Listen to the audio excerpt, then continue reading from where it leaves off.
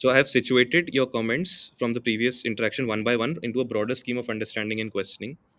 So I'll try to take less time, but it's a little long thing that I have to Yeah, that's just fine. present once.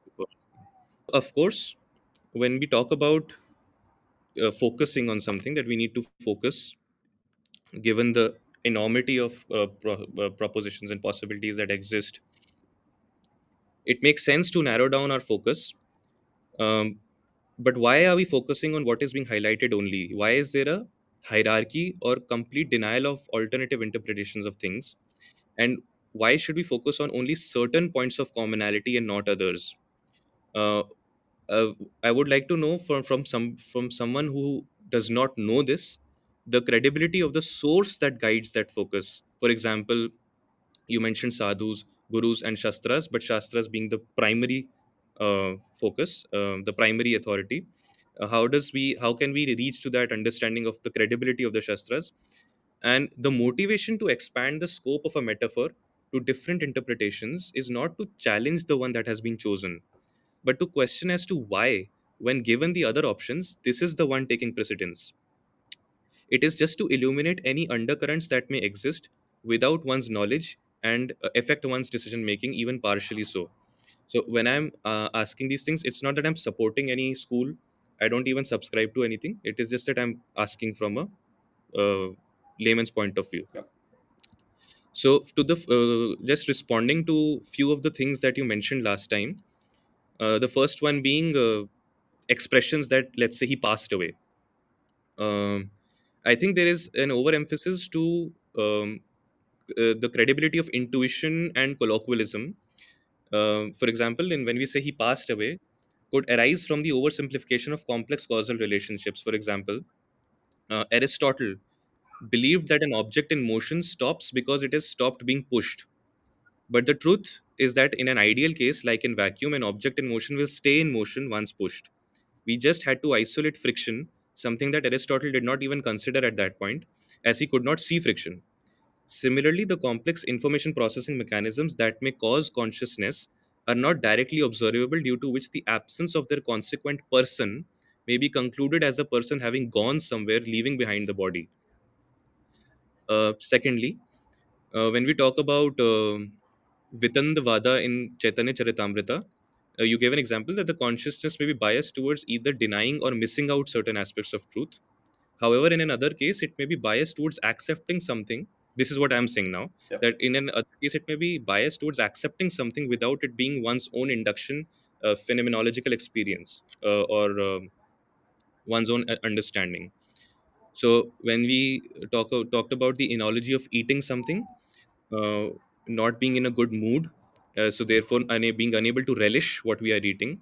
I think that kind of again projects a certain bias to the proposition being investigated. That is, the analogy is based on the premise that the food that remains unrelished by someone whose consciousness is not geared for relishing it, in fact exists.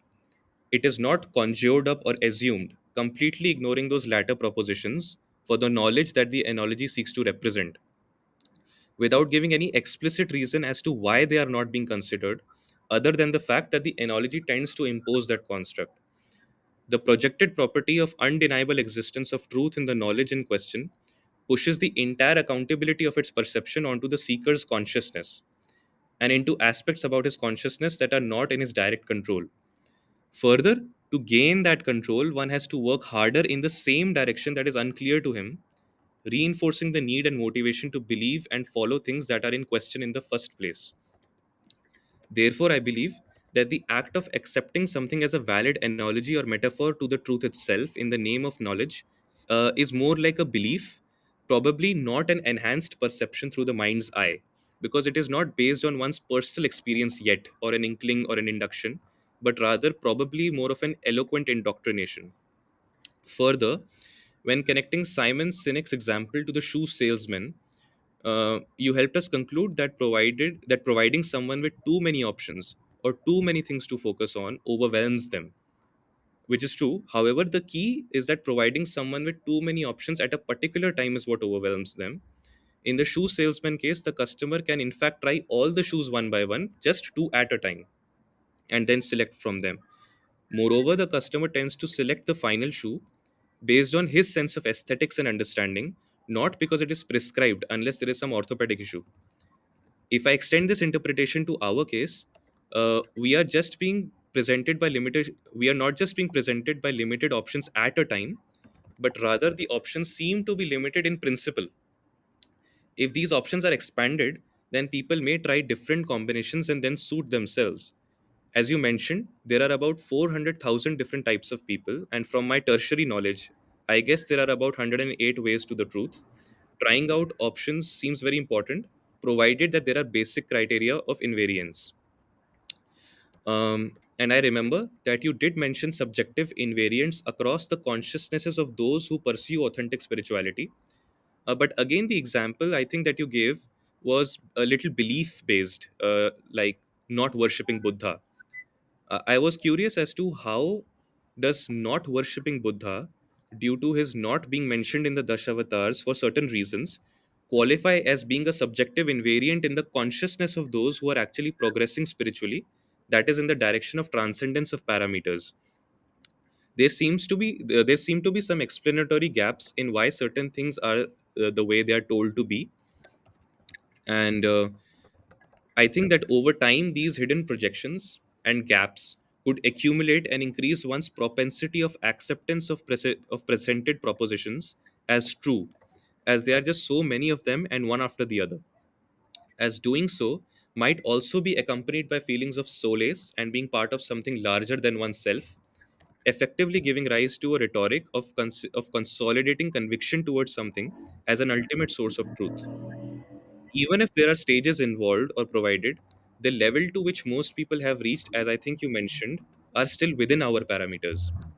For example, you mentioned that if someone is suffering from depression, that problem can be resolved. You also mentioned that the first step is Shraddha. So it seems logical, although I don't represent this school, but from a social psychology perspective, approximately, how the implied presence of a divine entity like God and faith in Him can lead to a feeling of well being. So, this is what I would call as phenomenal truth. That is how my belief in a divine entity behaves within me and others, and how it could lead to people's well being. And this phenomenal truth is recorded somewhere in the scriptures. However, I'm not sure if it says anything about the object of belief or devotion being true or not. I also came across some explanation of happy tears being cooler than warm and sad, and I can send you that. I didn't go much deeper into it. But the point I'm trying to say is, how do we know that processes that are making me happy are related to me transcending my parameters and gaining spiritual senses? Often, happiness tends to fill in a void of curiosity, after which it doesn't even matter if you reach where you wanted to or not. Moreover, if we argue that the proof of the truth of that chronology of stages is the fact that it is mentioned in the scriptures, could be more of a circular argument, as there is no explanation of why is it true independent of that aspect. And even if it leads to transcendence at some point, how does one ensure that how does one ensure an all encompassing awareness of that transcendental experience and an equal precision and authenticity in communicating about that experience in the form of narrative to others, as in the scriptures? Even if someone purely approaches this as an experiment, as you mentioned, it is not an experiment in the Panchabhuta realm, wherein things are experientially separate from me. It is in the consciousness, which for all practical purposes is me only in my experience. I am the sculptor and I am the sculpted. So, to what extent is it technical to call something an experiment if it involves me believing my hypothesis as true and then seeking to observe it? Therefore, either a hierarchy or a complete denial of divergent interpretations that are allowed within the scope of a metaphor or, or an analogy that is being employed alludes to a particular belief system guiding it in the name of knowledge, particularly not, probably not an expansion of perception of the mind's eye itself. How would I know that what I'm seeing is true or oriented towards focusing on certain aspects that in some way ensure that I am on the right track of transcendence of parameters by its own circular definition? And I think that one of the antidotes to this you mentioned was humility, being one of the primary conditions um, to gain spiritual senses, wherein one has achieved an equilibrium that is neither completely indifferent nor overexcited. This equilibrium allows you to see clearly which projections are true and which are not in the knowledge provided, probably without even having to know why you feel so. Given your own example, let's say you mentioned last time that you're progressing on a certain path, and there are many people who you feel are also close by or ahead in certain ways. So there are inclinations that make me feel that you're believing something, you're able to propagate and talk about it, um, but yet it has not led of you to the transcendence of your parameters, yet you're still able to talk about it. So is this arising from humility or belief system, and how are you able to tell the difference between the two? um, that is kind of like my response and a question starting off from. I have noted as much as I can. If you find any of the questions are still not covered, we'll come to that once I go through my responses. Okay. First thing is, if you, even if you, for example, derive an equation, there are two ways you can actually go about it. One is, let us say, if you want to arrive at E equal to mc square, for example, you can start building up slowly, step by step, like, with the fundamentals, F equal to mass by acceleration, for example, so on and so forth. Um, Now, and then you arrive at E equal to mc square. This is one way of going. The other way of going is, your starting point itself, you make an assumption that E equal to mc square is true, and then you reverse engineer, arrive at one of the already established results, like axiom, for example. Okay, so Okay. you can actually go both the ways. I'll come to that later, why I was actually mentioning that. Let's go to the first point. You mentioned, why are, whenever we use analogy, why are only certain points are actually looked at and other points are kind of like ignored? Aren't we limiting? And wouldn't looking at other points of commonality broaden the perspective? Um, the whole idea here is, let's say I'm trying to explain to you about what blue is, the color blue is. Okay, I'm telling you, look at the sky, and that's the color of blue. Now your argument is almost like, but why are you not missing out the clouds? Why are you missing out sun? Why are you missing out moon? Why are you missing out stars? That's not my point. My point is, I'm trying to explain something very specific, and I don't need it. There is a whole gamut of things that's there in the sky. I'm not interested in any of them. When I'm trying to explain one particular aspect of the sky, which is just the color blue, I'm pointing at only that. So it's not limiting my scope of analogy. It simply means I'm going and focusing on what I need. Basically, that's all. That doesn't mean I'm ignoring others. It's just fluff. It's not needed at all for me. It's not because I can't explain, that's why I'm running away. That's not the reason. Reason why I'm actually skipping that is so I can narrow my focus on, the focal point of the discussion here, which is the color blue. Basically, that's all. Okay, so that's why we clearly define the points of commonality, not because we can't explain, it's simply because it's not needed. It's absolutely not needed. Now, in terms of thought, you might have come across, for every thought there is an anti-thought. For example, if I tell you about apple dropped, Newton's law, gravity pull, there's already an anti-thought there. Can't things float at all? And there may be some truth in it, like, in space you go, there are other circumstances, other environment, other ambience where that may be possible, even naturally. Okay, so for every thought, if you actually put forth, there is always, in the name of possibility, we can always challenge it with an anti-thought. Any thought you bring. If I say sky is blue, why can't sky is red? Why can't sky be red? And I can prove it also. You know, come some other time during the day or during the evening, for example, you may actually see the sky. Because of the twilight, you may see the color of the sky may be different. But the whole point here is, for any thought you actually put, like for example, if I tell you, okay, here is a sweet, you eat, and I ask you, how is it tasting? You may say sweet, but then I can disprove it saying it is actually bitter, because if somebody has yellow fever or jaundice, give them the same sweet, it will taste bitter for them. And I can argue that for a certain circumstance only, what you say is true. In other circumstance, it is wrong, which is not true. There's nothing wrong with the sweet. The problem is with the person who is actually doing. Understand? Any thought you bring, there's always an anti-thought. And when they both actually cling to each other, you actually get a third thought also. Actually, that's what they call synthesis, thesis, antithesis, and synthesis, basically.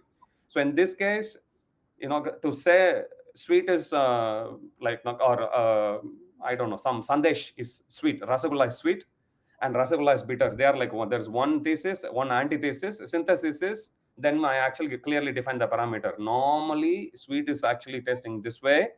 When it is, when somebody is afflicted by jaundice, it is testing this way. So then I have to come to some kind of common ground, which is what they call a synthesis, basically. So whenever you go for any kind of analysis or argument or debate, the parameters have to be very, very clearly defined. Even when you can come up with any scientific equations also, they'll clearly make assumptions on these circumstances, it will work. Beyond this, it won't. Like I'll tell you, does sound travel in vacuum? Based on your understanding, do you know last year they proved it can? You can Google and find sound. I'm shocked because all along my school and college days, I studied in physics. Sound can't travel. I'm like, I know what not now. Which of this is can I actually take it as source of truth and which not? Pluto is no longer a planet.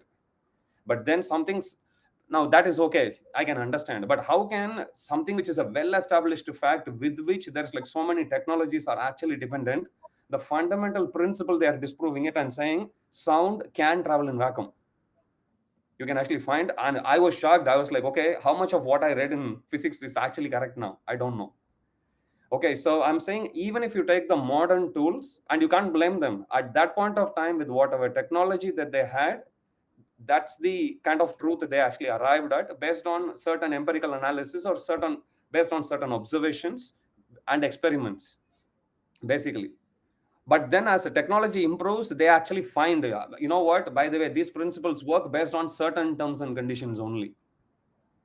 Okay, so I'm saying even something which we deal on a panchabhuta level, there are terms and conditions there with which only it will work. Like it's not like sound will always travel in vacuum. There are terms and conditions, but what is proven is sound can travel in vacuum.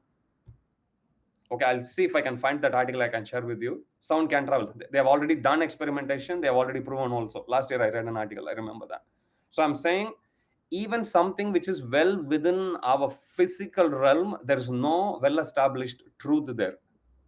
There are truths, and they keep digging more. They are keeping experimenting more, and they are actually like, going more and more deeper. That's pretty much what we have to understand. So human tendency for us is to experiment things to come arrive at a truth based on whatever established truths that there are around. That's all. That's a very big limitation.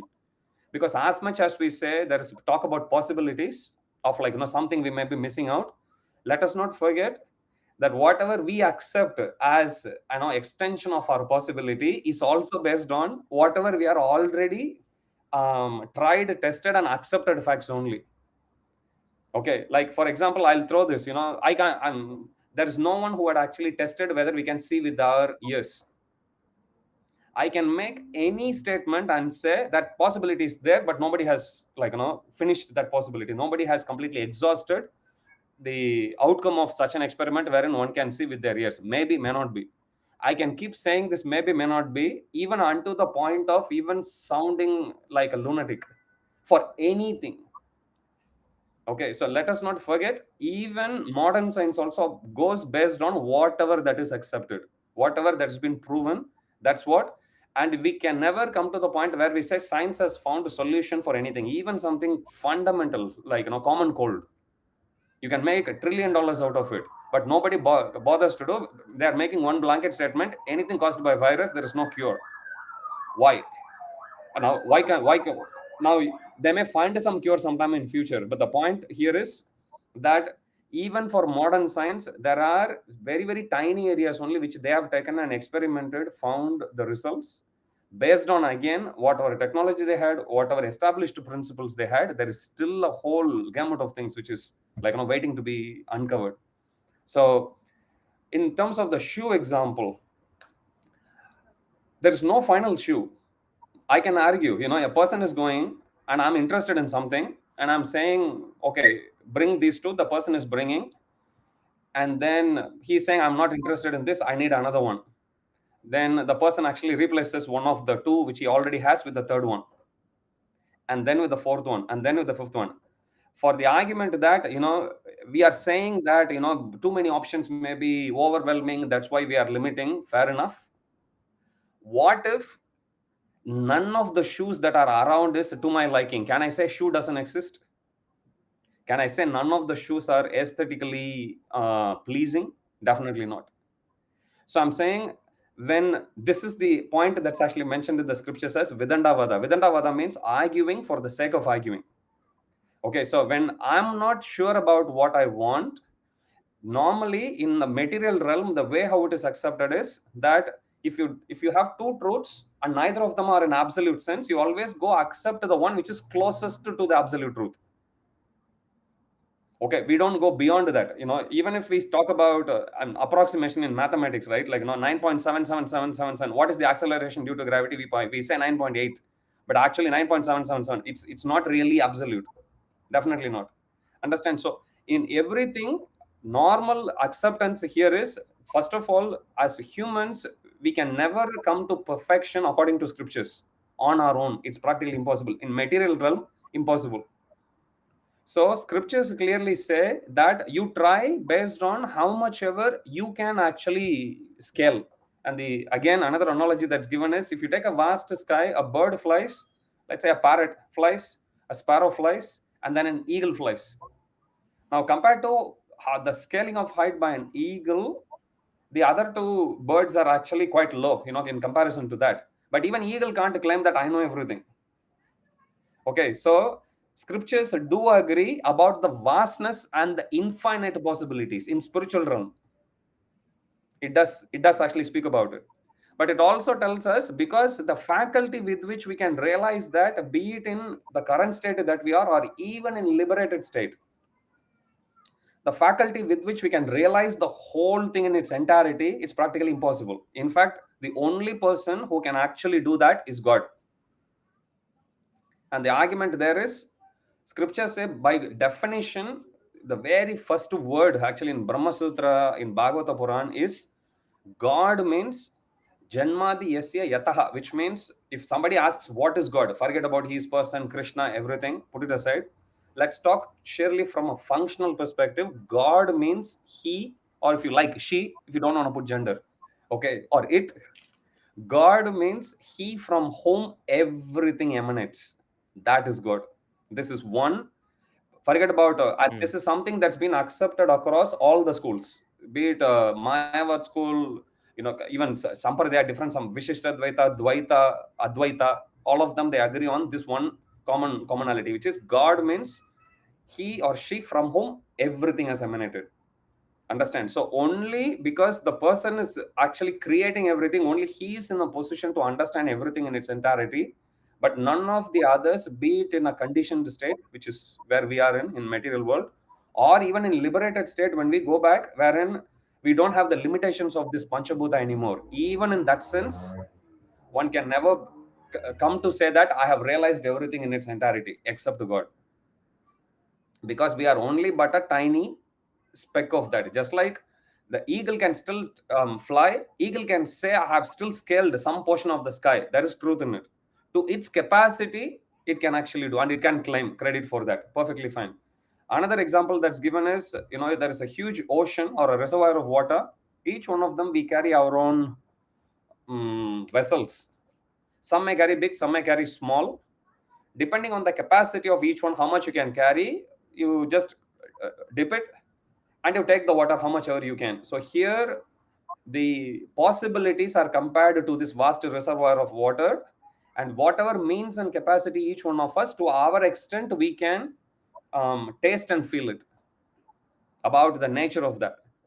So quantity wise, it will vary amongst ourselves and between us and God, but quality wise, we can taste what Krishna is talking about as spiritual pleasure. We can also taste, but not in the entire quantitative sense. As much pleasure as he enjoys, we can't enjoy.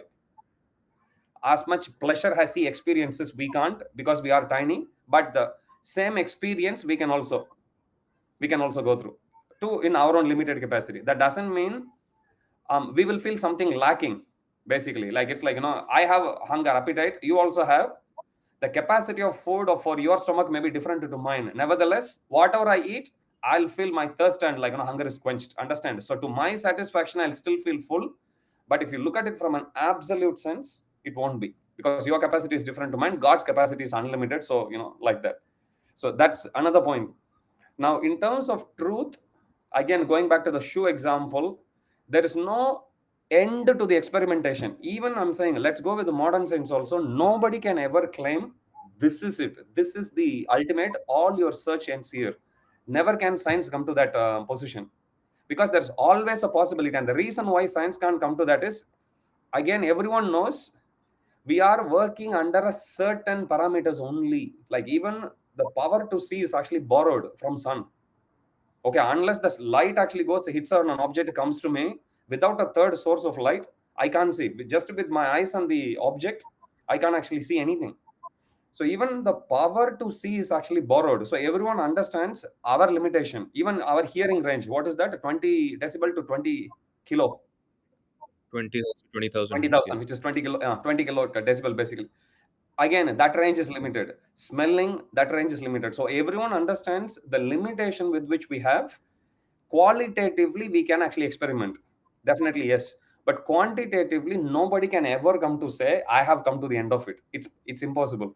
So this modern experimentation that we are doing, it's not because we are narrowing, we are biased. No, that's all we have. There is nothing more. We can max out our capacity. To that capacity, how much we can appreciate, we can appreciate. That's all we can do. Understand? So for example, let us Yeah. say, there is a light that's there, pyrometry, for example. Let's say my pyrometer can actually measure temperature of a faraway object. But let us say the calibration goes only to a certain range. Even if the temperature of the object goes beyond the total calibration here, it can still go max, and it cannot go beyond, basically.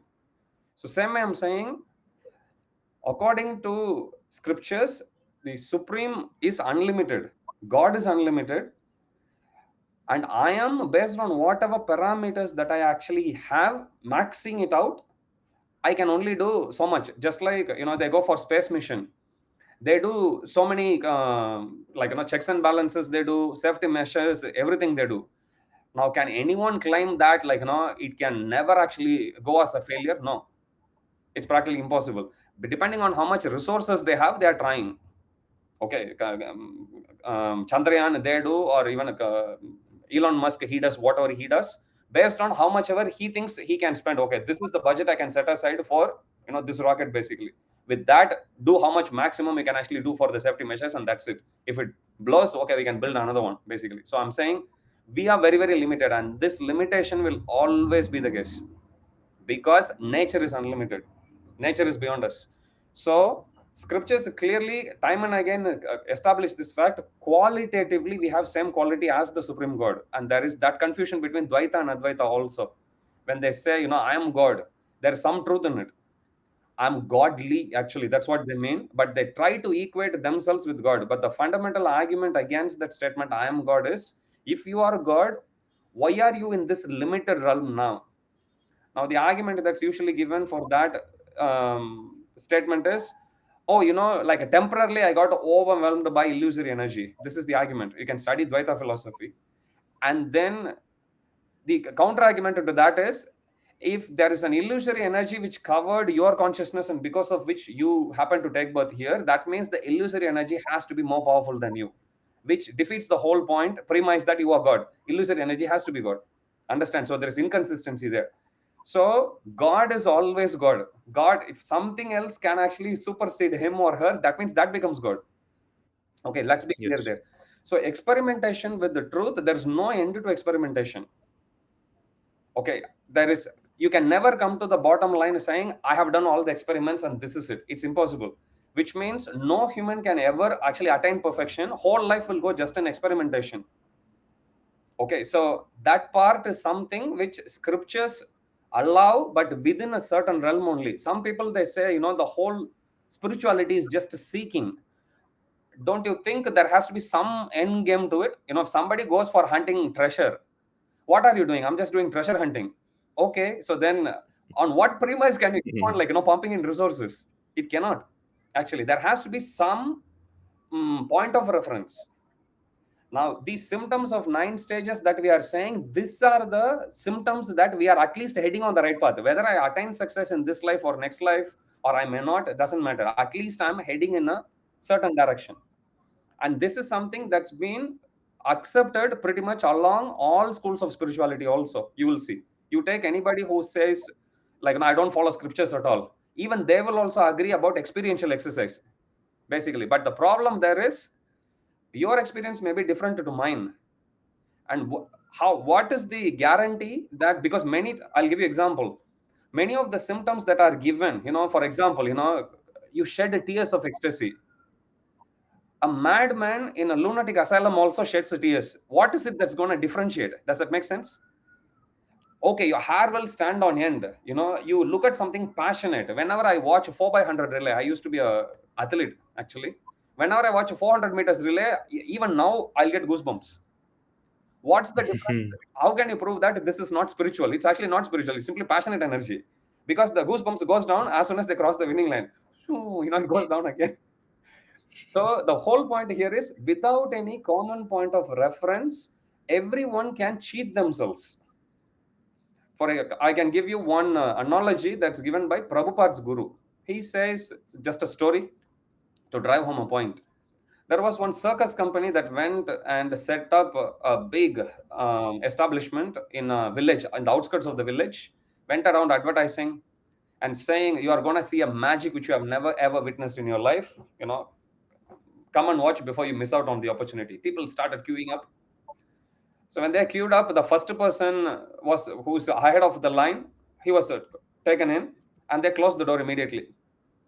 So they closed it. The person comes in, and then, much to his surprise, there was nothing inside except a few people who are like big bodybuilders having like a baseball bat, and they bet him black and blue.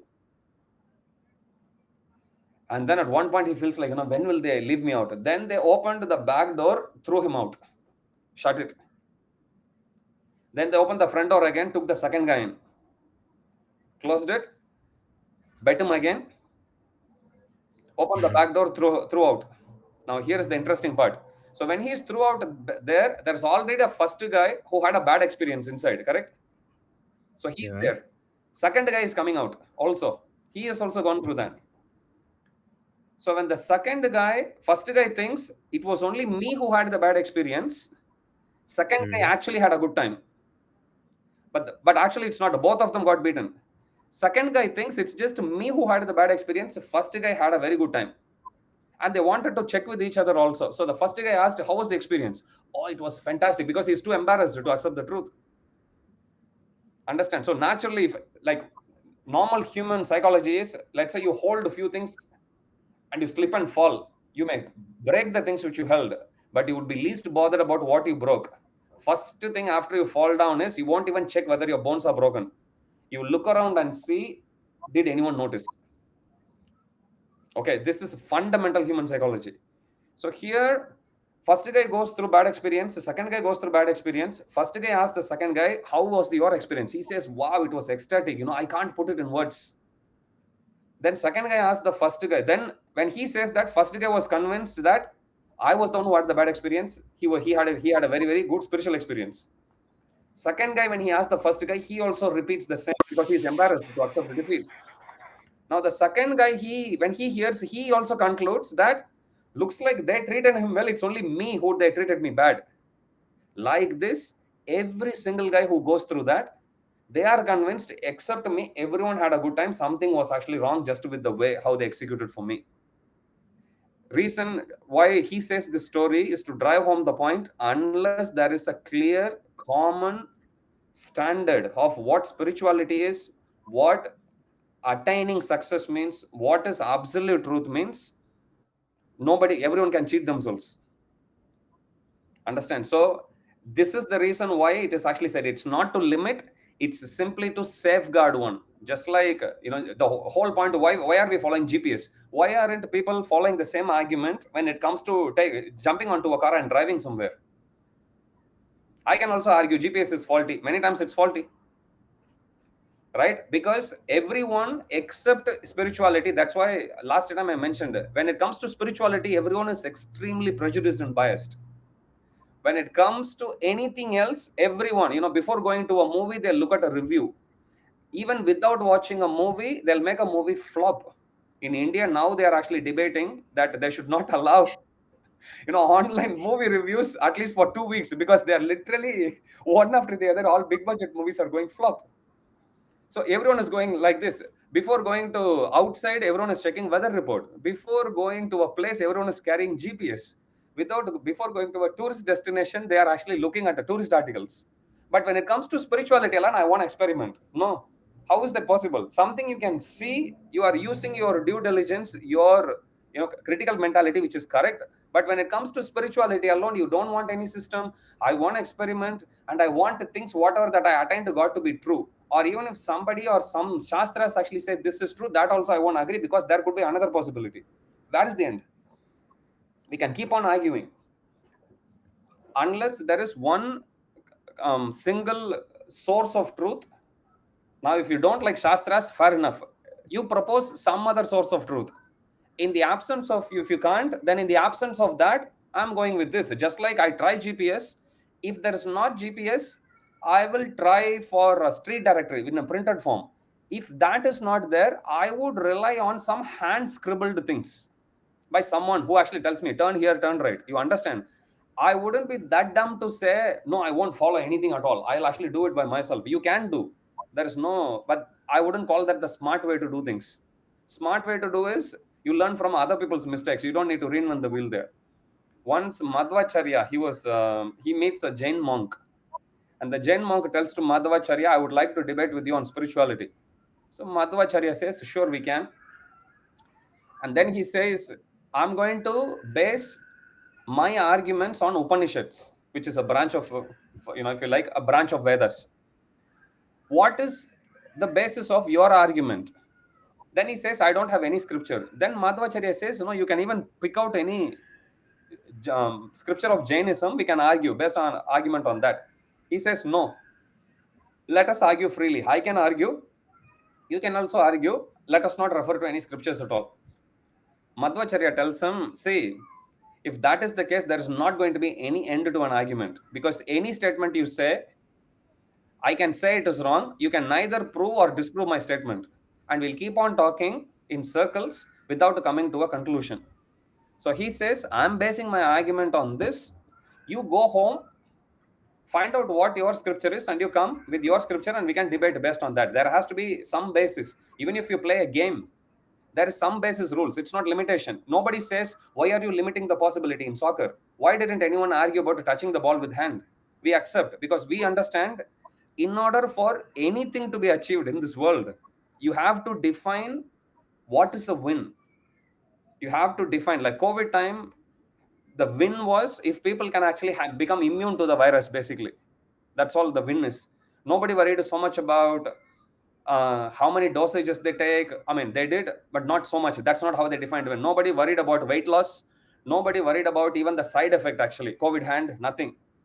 They clearly defined the parameter, you stay alive. That's the only parameter.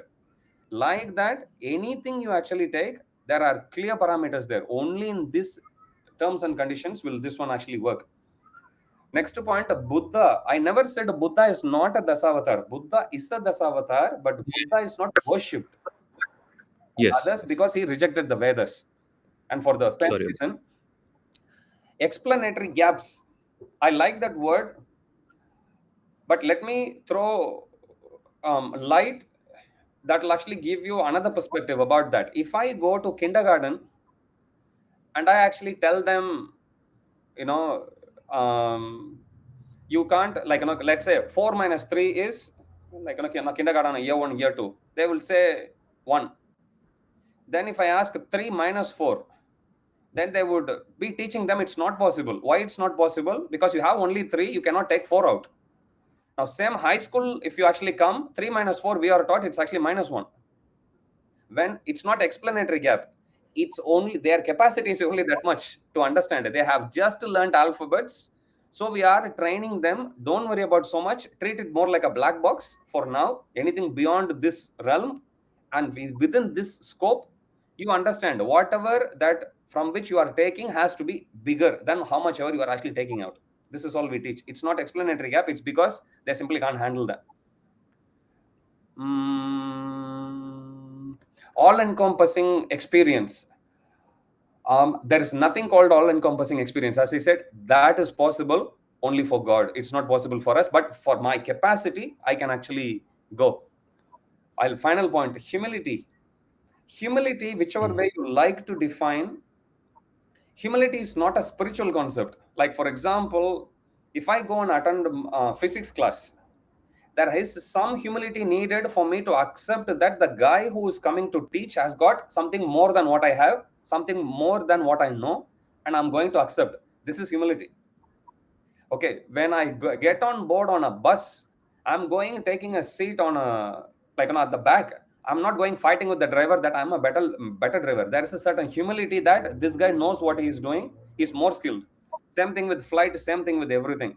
Okay, so humility is given as the means to acquire knowledge, both materially as well as spiritually. Okay, if I go thinking I know everything, I can't learn anything at all. Now we can argue, but I don't need to accept everything what the person says. You don't need to. You are still allowed to question. You are still allowed to be critical, but there is a certain humility that's needed, even if you go and argue with your enemy, accepting that he has got something which is worthy. You understand? So humility is a term. Generally, it's understood as, like, close your eyes, fold your palms together, just listen to whatever that they say and just accept it. That's not what it is. If you take any scriptures, even Bhagavad Gita, I'll tell you one verse. Krishna tells to Arjuna that, Arjuna, this Bhagavad Gita, it's in fourth chapter of Bhagavad Gita, Imam Vivashvata Yogam. This Bhagavad Gita, which I'm speaking to you, I have spoken this to Sun God already in the past. And Sun God, his name is Vivaswan. Vivaswan, he in turn, he actually given it to Manu, his son. Manu in turn gave it to his son Ikshvaku. He gave the same knowledge. And that same knowledge, I'm giving it to you. Now, Arjuna, what's going on in Arjuna's mind is that, hey, you are my cousin, because Krishna and Arjuna are cousins basically. If you look at Mahabharata, which means cousin means their age gap is just a few years. One is ahead and one is, like, slightly or pretty much the same contemporaries. The thought which comes to Arjuna's mind is, hey, but we both are contemporaries. But the way how he puts forth to Krishna is because he has accepted Krishna as his guru prior to this in the second chapter. He asks the question, Krishna allows him to ask, but Arjuna still maintains the etiquette. He still wants to put forth the question, but at the same time maintain the respect. So rather than confronting Krishna directly, hey, normally if two friends talk to each other, if I tell you, right, hey, I gave this knowledge to Krishna, hey, come on, man, you'll directly confront me. But Arjuna, because he has taken a humble stance here, you are my teacher and I'm your student. At the same time, Arjuna reserves the right to question back. So he questions back in a way to put the blame on himself. So he says, Krishna, you and me, we are contemporaries. How am I to understand what you are saying is true? Rather than telling, oh, Krishna, what you're saying is false. Understand? So scriptures, even in Guru Sishya Parampara, it allows people to question. There is no question. Blind faith means it's a ritual. That's not supported by spirituality. There is a big confusion between what we call as modern Hindu religion versus spirituality. Big. Even in Vaishnavism, we don't agree. Hindu is a term that's given by Mughals. In fact, Persians actually. When they came, you can study the history and you can see. Hindu doesn't exist. Not even once in any of the Shastras you will come across this word Hindu. Hindu, it's derived from Sindhu, which is the Indus River. When Yeah, yeah, yeah. uh, In the you might have yeah. come across that. When they came to conquer, there is this huge river, and they want to address people on the other side of the river. So they said, whoever who lives on the, I think, eastern side of Sindhu are Hindu. Mm. That's how it came to be. So the word Hindu itself has got only, like, I think 600 years basically usage. There was no Hindustan in scriptures. There was no Hindu word in scriptures anywhere. Sanatana Dharma is given. Okay, so Sanatana means eternal. Dharma means that's your duty, religious duty. So that is given. But what? And Bharat. Sorry, what? Bharat, the Bharat. word Bharat. Bharat is Okay. there. Okay, so Yeah. Bharat is also named, that's also given in the scriptures basically. Whole planet was actually known as Bharat Khanda. Even Vedic cosmology, it calls it Bharat Khanda only. There's no India, there's no world, there's no Bhuloka. They are all epithets you can use, or some common words you can use to address, but our globe has got a name. It's known as Bharat Khanda. Hmm. Okay, in Vedic cosmology, it's there clearly. So, point I'm saying is that the questions are allowed to be asked, but many things in modern terms we see or hear as spirituality in scripture, in social media, has got nothing to do with spirituality. Okay, these people go say anything, and they say this is why it is used in the ancient times like this. They want to, there's more patriotism, there's more wishful thinking, which kind of like takes its shape. Okay, you can appreciate people whichever way they like to, they can, as long as they at least practice a little bit of spirituality. But I see. I would say more than half the things that I see in social media as Hinduism has got nothing to do with spirituality. I can safely say that, and I'm being extremely generous here when I say more than half. It's much more percentage of like what I actually see, at least based on my perception. I can actually say from what I've read in the scriptures, they are not supposed to, they are not supported in the scriptures, whatever that goes as modern day Hinduism, so to speak. So I'm saying Vaishnavism has got its roots only from the scriptures. Anything which we practice, anything which we preach, has to got its root in the scriptures. Anything beyond that, even within Vaishnavism, it's actually condemned as a speculation, because the whole, as I said, fundamental truth here is scriptures are our God. It's all known as Grantha Avatar. Okay, Avatar means to come down from a higher plane to a lower plane. That's what Avatar means. Even in music, when you go low to high, it's known as Aroha Panta. Aroha, they say Sa Re Ga Ma. But then when you go reverse, it's known as Avaroha. Avaroha Yeah. means coming from higher plane to lower. So here also scriptures is coming from Supreme Lord to us. Supreme Lord also comes from spiritual world to material world. So when he comes, at that time we call him Avatar. We don't call Supreme Lord as Avatar in spiritual world. If we go to spiritual world, we don't call him as Avatar there, because we are also in higher plane there, like that. Okay, those are some points that I have mentioned. Sculptor and sculpted. It's a very good point. In my place, there is a saying, Malayin Veram, Malayariyadu, which means Mount Everest doesn't know how tall it is. For two reasons. One, it can't compare it to itself. And second is, it doesn't have anything to compare against either. Because it's like supposed to be the tallest one in the whole range of peaks there. So I am the sculptor and I am the sculpted. So there is no way how I can give myself credit whether I'm progressing or I'm going to, whether what I am concluding as part of my experimentation is correct or not. There's no end to it. There has to be a basis. As you rightly said, we are the sculptor and we are the sculpted. Even to say how I'm sculpting, I can't see. It's hard, because naturally we'll be biased. It won't be a subjective conclusion we will come to if everything is going to be just like based on me. And that is why I have fundamental problem in accepting when people say I don't follow any scriptures at all. That is an issue there, because by our this morning I was giving a class and I was telling, okay, how many of you can say honestly, since waking up early in the morning, you didn't do even one mistake? No hands went up. Then I asked, since the class started, how many of you can say you didn't do any mistake at all? No hand went up. I said, like, even I'm saying I also did a lot of mistakes as I'm giving the class. So I'm saying you take any, you take 1 hour, you take half an hour, you take 10 minutes, you take 5 minutes. Okay, our life is prone to make mistakes. When it comes to realizing supreme absolute truth, why are we trusting people who say, I don't follow scriptures? Just don't get it. How is it possible? You can ask the same question to them also. Did you do any mistake since morning? Yes. Last half an hour? Yes. 5 minutes? Yes. 2 minutes? Yes. But they make these big statements. How can people just accept it? That is blind faith. Because that's a very, very strong argument. When somebody has got, when a whole race, Whole species has got no history of ever not making mistakes, even for a short period of time, like half an hour, 10 minutes, 15 minutes. How can we accept somebody who says, I didn't follow any scriptures, I know what I'm doing, I know I have a problem there? Because, you know, I can't fathom this fact, how blind people can be, how unsuspecting people can be, actually. Same people, when they question about to show me God, same people they question about, like, do this, do that. How can they accept that? That's one biggest challenge I will pose. Second biggest thing is the same circus analogy which I came. Each one is actually going through pain, but they think the other person is actually, because, and that is supported by normal human psychology. That's why I gave example. You slip and fall on the ground, you might have broken something, that doesn't matter. You might have broken bones in your body, that doesn't matter to you. First priority is you look around to see, did Hmm. anyone see?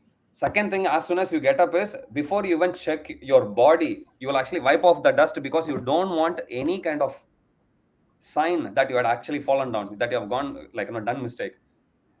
My point here is, even if a person goes through this whole experience, I remember I was speaking to one student in a university. He said, oh, I sat in meditation. I asked him, so what did you meditate on? Nothing. I said, okay. So just explain to me. Then he said, I sat in one place. I didn't move. I just, like, did you lean your back against the wall? He said, like, yeah, I took support from the wall. And after 10 minutes, I felt rejuvenated. I told him that's called micro nap. It's got nothing to do with spirituality. Okay, like normally you take power nap, that's just a micro nap, basically. That's all, nothing else it is. But that's the point. But people feel, compared to prior, how I was, after doing this, I feel very good. Wow, I'm actually experiencing this. I'm actually learning everything by experience. That's not how it works. Because whatever goes as modern day spirituality has got nothing to do with spirituality. Health is different. Completely agree. There is a separate branch of Shastra called Ayurveda. Then you say, take it like that. Again, I met a couple of girls in the streets when I was distributing Bhagavad Gita. And I asked them, do you practice spirituality? They say, yeah, we do yoga. What yoga? Then they said, hot yoga. I said, like, what is hot yoga? Yeah. So they said they go turn on the temperature of the place, whichever gadgets they have actually got, and they would actually sit on the water with the water actually splashing. I said, that's jacuzzi. That's a spa. There's nothing called hot yoga here. So people can come up with anything in the name of yoga without even understanding what yoga means. Again, another school of thought, yoga means has to be asana. Yoga asana and yoga are two separate things. Basically, yoga asana is just a means, one step in a big ladder. But anyway, my point is more here with what people say as modern science. Again, it's man's quest to understand more about the nature. I appreciate, and they are sincere. I'm not making a blanket statement that they are cheating, definitely not. But what can't be denied is they are not perfect in their knowledge, and they can never come to the point when they say, this is it. There's nothing beyond that needs to be discovered. Never. Again, there's a clear conflict of interest, because once they say that, then there's not going to be any job. I would rather go with basic human psychology, basically, right? So my point is, but I appreciate whatever that they actually do. As much as people say there are conspiracy theorists that say that there is no, COVID, this, that, anything. Yes, COVID is actually not the vaccine is not the best, but it still saved lives. Accept, as I said, in the absence of the absolute truth, go and accept the truth which is closest to that, or the best among the worst, because life has to move on. That whole approach of uh, perfection, we never taken anything. We go to an interview, even if you know the answer a little bit, we say we know everything. We sell our skills there. We never expose our weaknesses anywhere. Continued improvement is better than delayed perfection. One senior monk actually said that. I really love that. Actually, that's how life goes with everything. You learn, you evolve, and as you go, you improvise things. This is exactly how I see science as. This is exactly, now if you ask me, will I give credit to spiritualists at all who don't follow scriptures? I will, definitely, but no better than what modern day scientists do, which means it's going to be a repetitive exercise, cyclic exercise, like spiral methodology. If you look at software engineering, but there's not going to be any end to it because our lifespan simply don't support that long.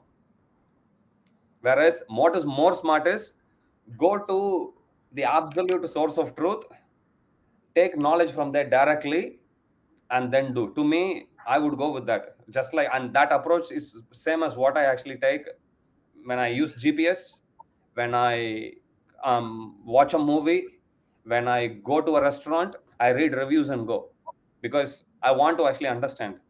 And I feel by starting following the scriptures, I am consistent with how I go about by with every facets of my life. Whereas spiritualists, I feel if they say I don't follow scriptures, I see a glaring inconsistency there, and I see. I would even go to the extent of even doubting the integrity for the circus example, because they had no issues with following science, they had no issues with accepting anything. The funny part is there are spiritual gurus who say I don't follow scriptures, but I know everything. They expect a certain level of blind faith from the followers, or they say just to follow me. But then I have a problem there again because of inconsistency, because on one hand you are propagating the philosophy that you don't need anything else, you learn everything by experience, which rules out even your role. There is inconsistency there. If people cannot follow authority, and if you, that's your philosophy, then you step down from your role, because even you can't be authority there. Otherwise it's like communism, where they say everyone is same, but some or all people are equal, some people are more equal. That's how dictatorship goes basically. So there I see inconsistency compared to the approach which we take in Vaishnavism. I see this is consistent because this is how we go about with everything. Okay, even if I go buy a cloth, I feel it. Even though I cannot do anything, I still give some credit to my intuition, to my sense of like feeling. I touch and see, is it soft, is it durable? Okay, I buy. Okay, so I see it like that. That's all I have here. You can tell me if I missed out anything, or if you want to share something, challenge. Yeah, I'm open. I just have a few cross like questions Mhm. based on what you said. So you said that I'm just paraphrasing that the definition of God is the origin of everything. Yep. Paraphrasing wise. So that is where what I'm going to ask now, I think is relevant, is because when we say talk about God, then as I said long ago in the beginning itself, that because of the infinite regress arguments, we assign an uncaused cause an entity, you know, Yep. and that can be different from religion to religion in every way. Mhm. So every religion have their own assignment for that kind of a role. So when we talk about the scriptures, um, you said something very interesting, that there are two ways. One is reverse engineering and one is incremental way to reach a particular destination. Mhm. One is so I just wanted you to just elaborate on that once. And why I'm asking about the scriptures, I'll try to ask you the way that I'm trying to um, think about things. So one, you mentioned about modular programming, you mentioned about reverse engineering. So these are indications which can contribute to the choosing a credibility, like this is a better way. And also that the scriptures are so old, and there is, because of the modular programming, as you said, that there is so much cross referencing, they cannot have been tampered with Yep. without there being very apparent inconsistencies. Mhm. So I just wanted to know a little more about the reverse engineering, the cross referencing, because when we talk about these nine stages, when you said that you do not know the exact way, you do not know whether this is correct or not. So you don't, you try, if you don't have the GPS, you ask somebody, you take some steps. You don't know whether you'll reach there or not, but you do take steps. You do see improvement.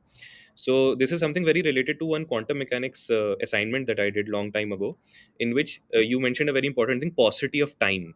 We don't have time to experiment all the Yep. possibilities. Yep. So in that also, what our professor made us do was that in we had 3 weeks or 2 weeks. So he said that I'm going to give you some postulates. You just believe them.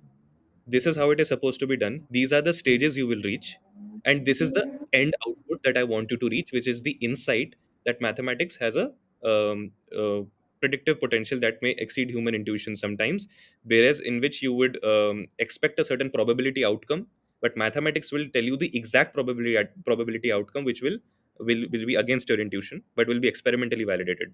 So that is the insight he wanted us to reach. For us, this is the transcendence of parameters. There are stages which he told us that this is the equation you will get, then this is the equation you'll get. You have to fill up the gap by your own thinking and toil and everything. But he will not explain you what those notations mean because of the paucity of time, because it had so many introductions into Hilbert space and everything he had to explain. So he said this is this is postgraduate level physics. I'm not going to explain you each and everything. As you said that you're going to not explain -1 to toddlers. So this is something that I understand because of the paucity of time. You subscribe to a particular thing and you see where it leads you. Yep. um, However, in doing so, the reason why you also asked that why are people so biased towards spirituality per se when they are so accepting towards everything else in trying out, I think it's just because of the amount of time, energy, and the in like that you can't see whether you are going somewhere or not compared to other things which are more material in the same parameters. Tangible. Tangibility, yes. So when we talk about those 9 stages, again, I can just say that okay, most people who have seen following have mainly reached the level in within the parameters of our existence.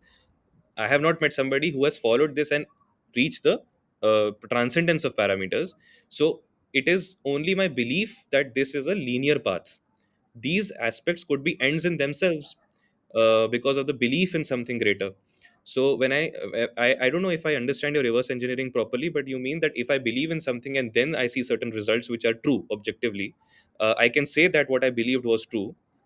But I am saying probably I'll just have you expand Yep. on that. Yep. But what I feel is that the thing that you need to focus on is not that you what you believed is true, but the fact that believing that makes those outputs happen is a good area of research by itself. That why did it happen, very good. But whether that object of devotion or object of belief itself was true is an implication or not, I'm not sure. That is something I wanted to delve a little deeper into your understanding of the modular programming that keeps the scriptures intact, and the reverse engineering processes that you're referring to, in order to for someone to choose that yeah, this is a more bona fide way compared to other uncaused cause assignments in the name of God that exist in the name of world religions. Yep. Just a little bit more on that. Sure. Okay, I have 11 minutes. 2 o'clock, I have another meeting. I'll try to be as brief as possible. Um, Okay. Ayurveda, I think I touched on that last time. Let's say I'll put aside this word belief, because belief, Okay. usually we don't use the word belief in science. Again, belief has a certain Connotation. connotation, correct? Certain unauthentic connotation attached to it. So, okay, so that's a stay away from belief. Okay. This is one path. Just like how in science you have a certain theory and you have a certain way how you can experiment that principle, for example, to understand whether it is correct or not.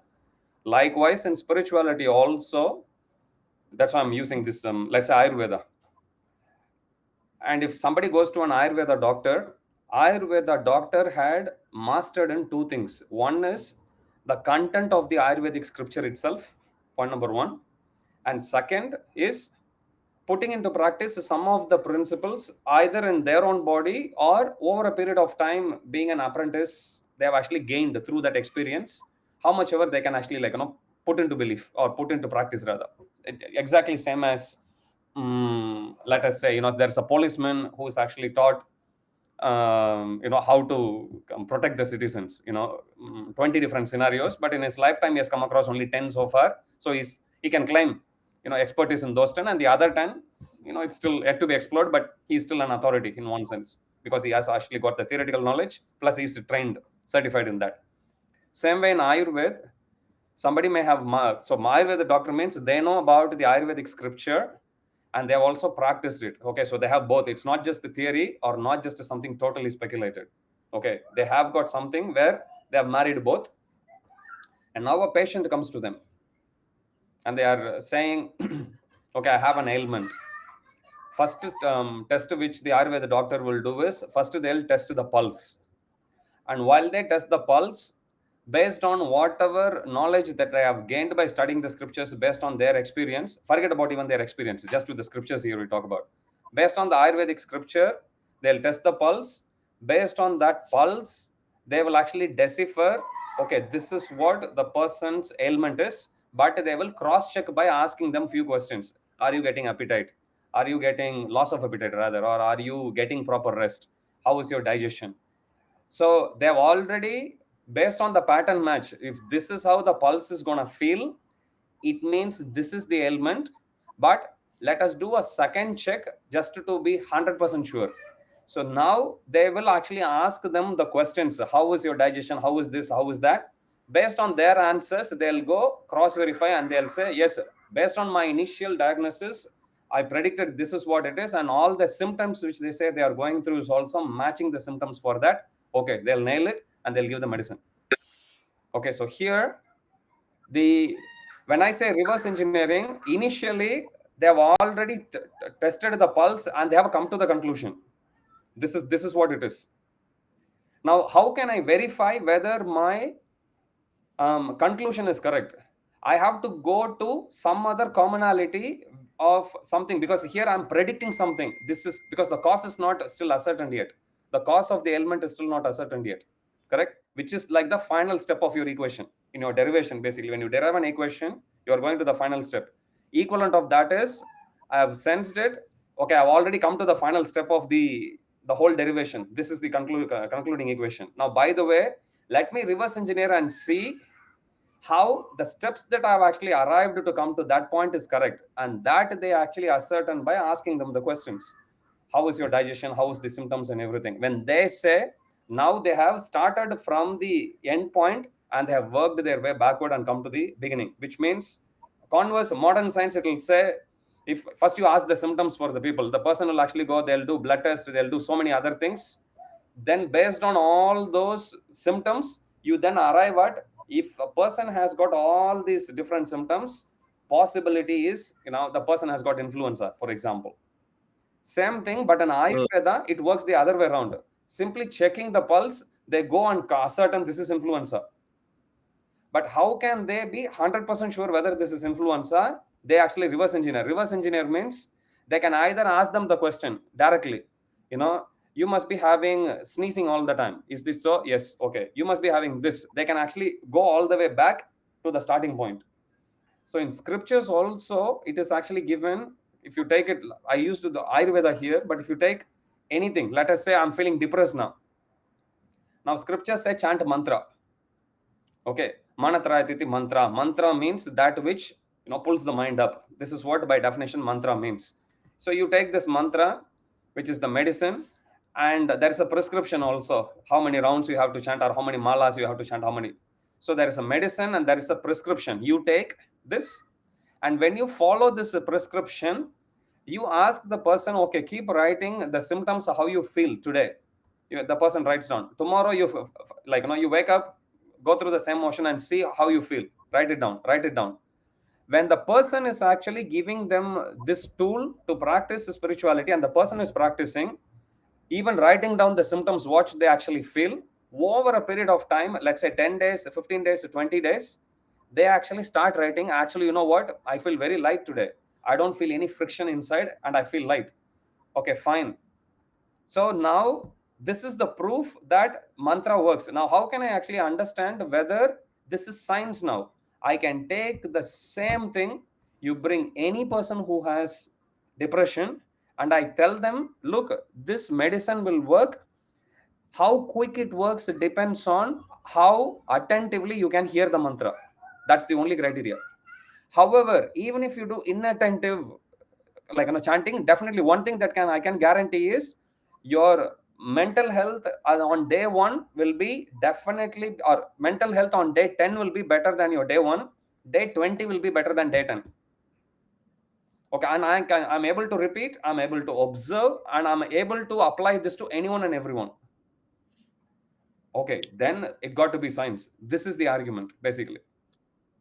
yes, but I'm not even going into how the criteria are done. Yeah, I'm assuming that, let's say there is a mantra and it does cure something. yeah, I'm fine with that. yeah. It is doing, Mm, and it is scientifically doing. mm. I'm just saying that when I talked about reverse engineering, I was talking about that. Okay, this works, and it is a good field of trying to understand why it works. But how can we make an implication that this is leading to transcendence of parameters and the god is there, Hmm. like from here? Yes. So starting point for anything is, okay, as I say, humility here is you accept the process now. Basically, this is your, like normally any experimentation you do experimentation.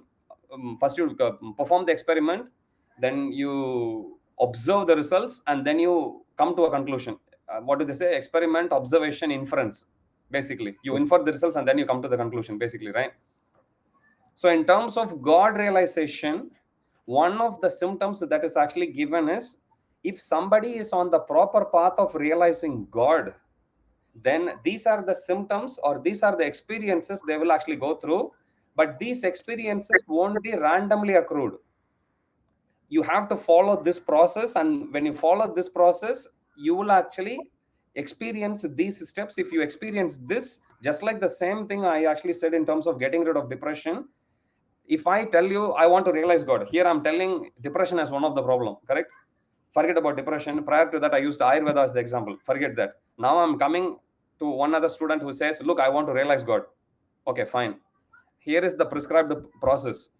Here is the prescribed method. Do that means you follow four regulative principles. Don't eat meat if you are serious about understanding.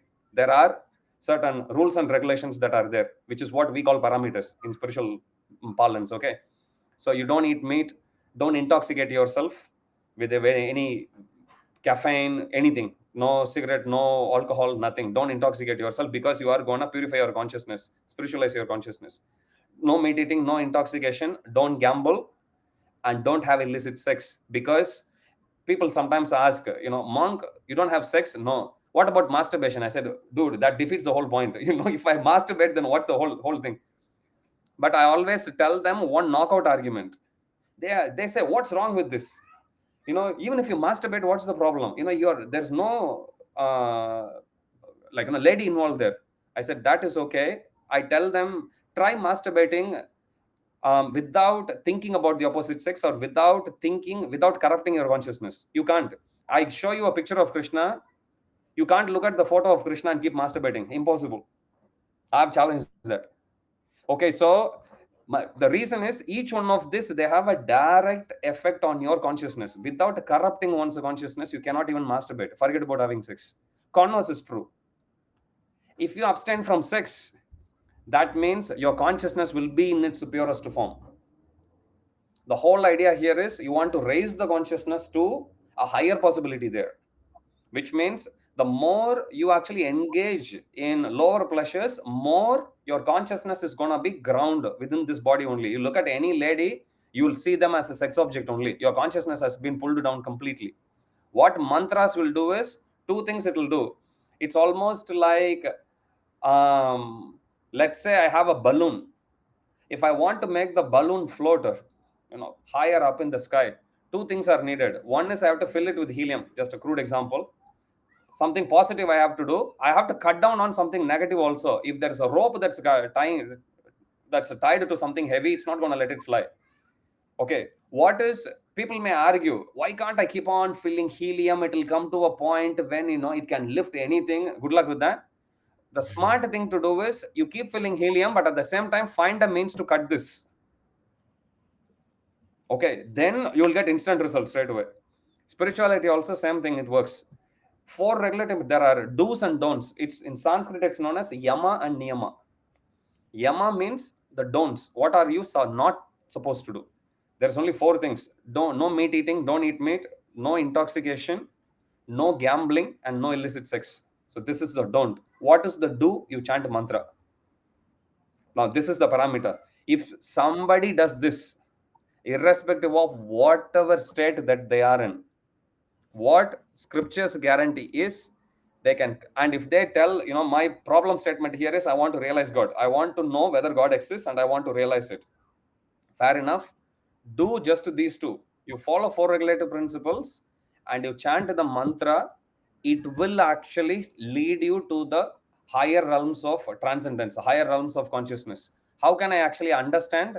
Let me put the question back to you. What will satisfy you? At what point will you say, Yes, I am realizing God. When you see him face to face, can this process make you to go there? Absolutely. Now it's going to take time. If I tell you, tell me something which you can easily achieve, which you think, you struggled before prior to practicing spirituality, and now you tell me, and I can tell you how practicing spirituality I can easily help you to get rid of. And that can be, I'm addicted to pornography, for example, or I get into depression, for example, or I feel very low, or I feel very pessimistic in life, or I'm unsuccessful in life. You come up with anything, any problem statement, I'll be able to do. But the problem statement about I want to realize God, is it possible? Absolutely, it's possible. But then, just like going from here to, you are in LA, from LA to Dallas, it's much easier than going from LA to what, South Pole of Moon. Understand? So you can't expect the same amount of effort, the same time it will needed to actually go there. There's going to be more effort, more price you need to pay, everything. So same way, realizing God is like the ultimate. But to come to that stage, at least to teach you that you are actually heading in the right direction, it will still give you a taste for what it will feel like when you actually really attain to that position. Along the ways, there are symptoms that you will see. One of the things is completely all your material anxieties will go away. And that is something you can experiment, you can experience. Now, this is not something which works only for yourself. Now, you can say this, using the same circus example. What if people cheat themselves? No, no. People are able to cheat there because nobody is actually revealing the truth, what they are going through. But imagine if everyone is actually speaking the truth and it is documented, right? Then nobody will follow that. Whereas in spirituality, everything is documented. The process is clear. You simply follow this, you will get this. You follow this, you will get this. You this experiment, you will have this observation, and with that you can infer this is the truth that's actually happening here. Like that, on every stage, you can actually go through that step by step, and you can realize God, if that's what you actually want to attain. So same way, tasting, we think we can taste only with our tongue, but there are other ways to taste also. You can taste even with your eyes. You can taste even with your ears also. You can see even with your ears. Again, using the normal colloquial term. If you are explaining me something, I said, oh, I see that. I'm actually not seeing, but I used to communicate to say that I understand. But their understanding is happening not necessarily with eyes. We sometimes people put too much importance just to eyes, saying, show me, show me, show me.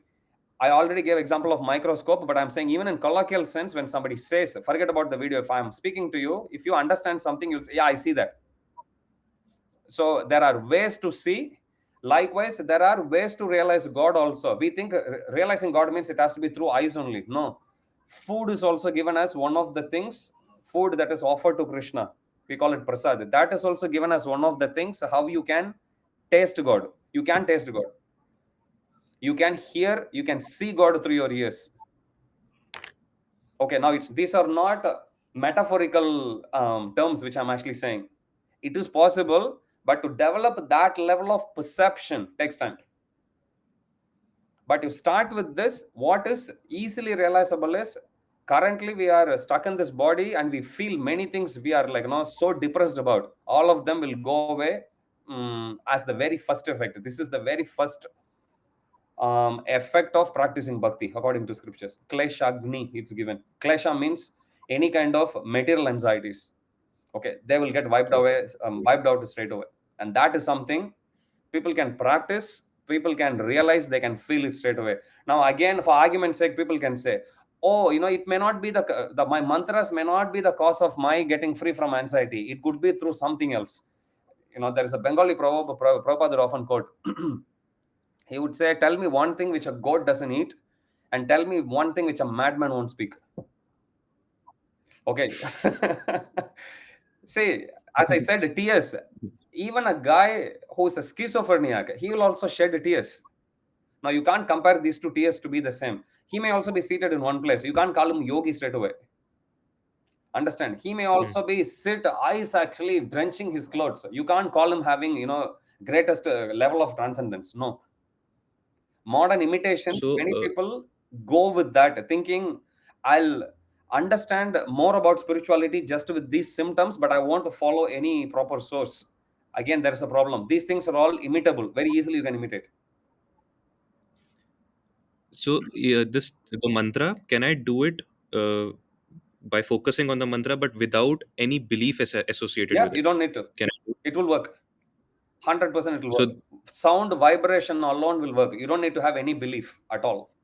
Like even when I tell people that you are not the body, you are the soul, right? For example, body keeps changing. I used to have this tiny baby, cute little baby body at one point, but I still feel the same person that I am. What happened to that body? It's gone. Now, this point I'm saying, it's Krishna speaks about it in Bhagavad Gita, but there's no belief system involved here. It works for Muslim, works for agnostics, works for atheists, works for theists. There's no belief here. It's simple science, basically. That's all. Which is we all have yeah, changed the body. Krishna is just saying something. Just because Krishna says in Bhagavad Gita, people call it belief. It's not belief. This work, whether you believe in God or not, you go through this. Can an atheist come and tell me I didn't, like, what Krishna says in Bhagavad Gita, I didn't go through. I just grew up straight away like this. No. Only a mad person may actually say that. You understand? What I'm saying here is just science.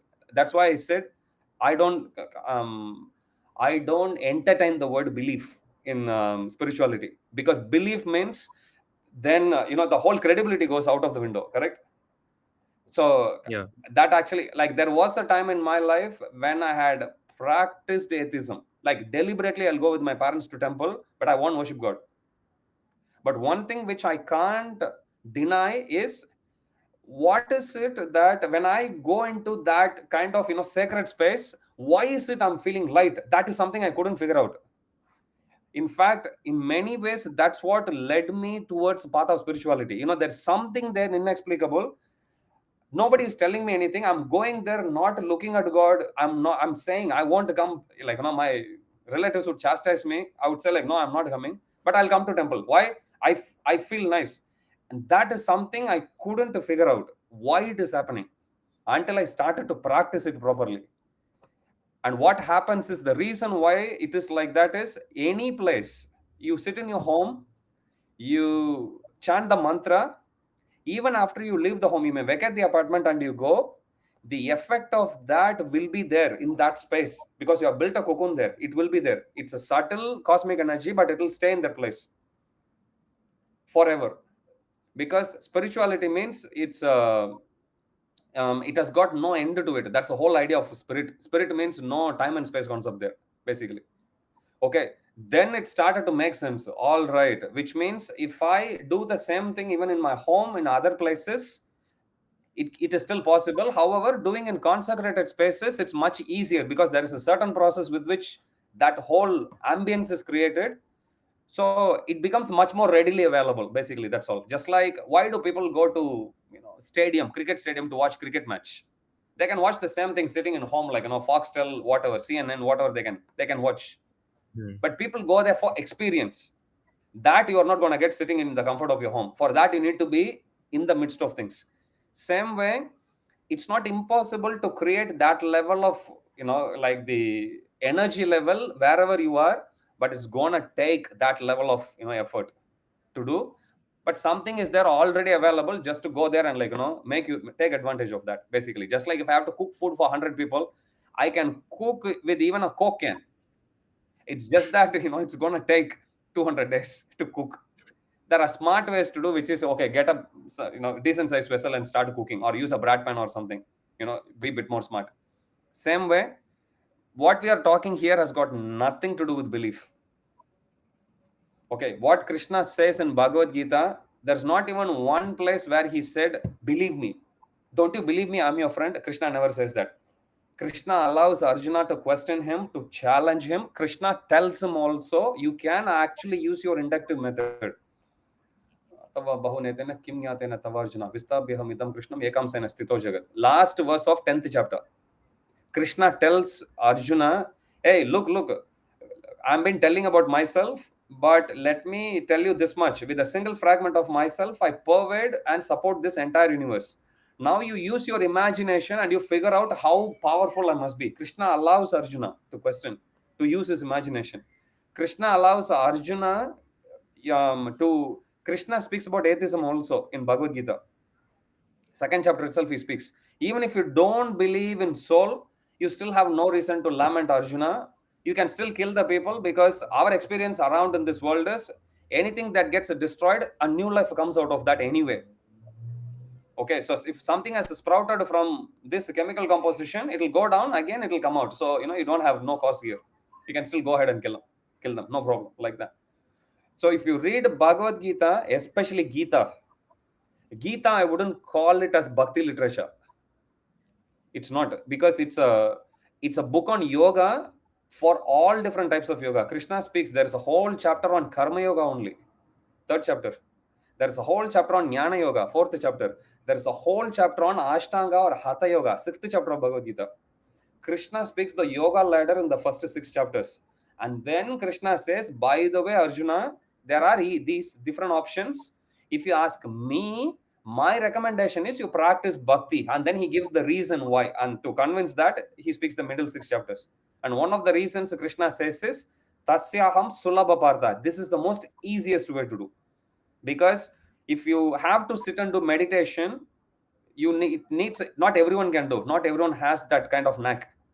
But food, everyone has to eat. Music, people won't have actually people to struggle to actually hear. So he says, food anyway you have to eat. You cook, offer to me, becomes a prasad, give it to everyone. That's bhakti. That's enough. Can somebody just eat prasadam and go attain God? Absolutely. Potential is there. And he says, bhakti yoga is one process which even a baby within the womb of the mother can do. A pregnant lady can do. The baby inside the mother's womb can do. When the lady eats food, even Food. modern research, they actually proven, they have done research with pregnant ladies smoking cigarette, and they found percentage of those kids who are born of those mothers, they take up smoking much more than those who are not. They have done research, even because baby inside already get used to do that. So these are all, I'm saying, modern scientific discoveries here. So I'm saying bhakti also, if you give credit to this, give credit to that also. Somebody is eating something which is spiritually imbued food, it is having the effect. And you will find people or kids who are born of those mothers, my goodness, 2:15 now. I seriously need to go. The kids that are born of those mothers, they are more spiritually inclined as well, depending on how the mothers are. But the point here is, you can experiment with mantra, no problem at all. You don't need to worry about the belief. You don't need to worship God. You even choose the mantra that you like. Okay, there are tons and tons of mantras worshipping Vishnu. But mantra, if you are practicing bhakti, then it has to be towards Vishnu. Once somebody asks Prabhupada, can I do bhakti for Shiva? Prabhupada says no, because usually people go to Shiva because one of Shiva's name is Ashutosh, one who is very easily pleased. Ashu means very quick, Tosh means pleased. So demons, if you see, classically, they'll always worship Shiva. Some instances, Brahma, 99.99%, because he's very easy to please. His mood is, okay, here, take it away, don't disturb me. That's his Yeah. mood. So he very easily gives. I No come from worries. Shaivite background, actually. So for 20 to 23 years, I was worshipping only Shiva, and I feel very happy. I mean, initially I had that dilemma, I'm taking Krishna Bhakti now. Will Shiva be upset with me like that? But then again, go to scriptures. There are many places where Shiva himself says how much he gets pleased when somebody worships Vishnu. So point here is, bhakti means it's generally meant for Krishna or Vishnu or any avatars of Vishnu, obviously. So you take any mantra, you take Om Namo Bhagavate Vasudevaya, you take Om Namo Narayanaya, or you take Hare Krishna Maha Mantra. There are trillions of mantras. But Hare Krishna Maha Mantra, we say because specifically there is one Upanishad that's meant for people in this day and age, Kali Yuga. It's known as Kali Santarana Upanishad, and this mantra is given there, that in Kali Yuga, this is what you do. And it has got nothing to do with belief. Just to take it, experiment. I tell to the university kids here, you have tried paragliding, bungee jumping, snorkeling, scuba diving, try chanting also. What's your problem? We have done so much just to try this one. If it doesn't work, what's the loss anyway? It's just fun. But if it works, you might have actually found something interesting which you can use in your life. Basically, that's all.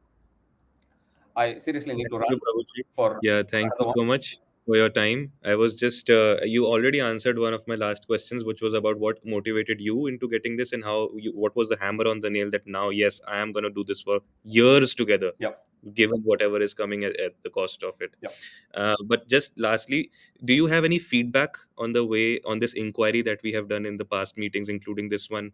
Is there something that you think could have been done better? Some questions that I did not ask? Something you feel that how can this inquiry have been made better? Um, if you ask me any improvements that you can make, I'll be honest, I'm not very liberal when it comes to giving credit. Um, you did it fantastic. You were critical when it has to be, and you were open when like you are actually given an answer. At least you are open. Whether you accept or not, that's different.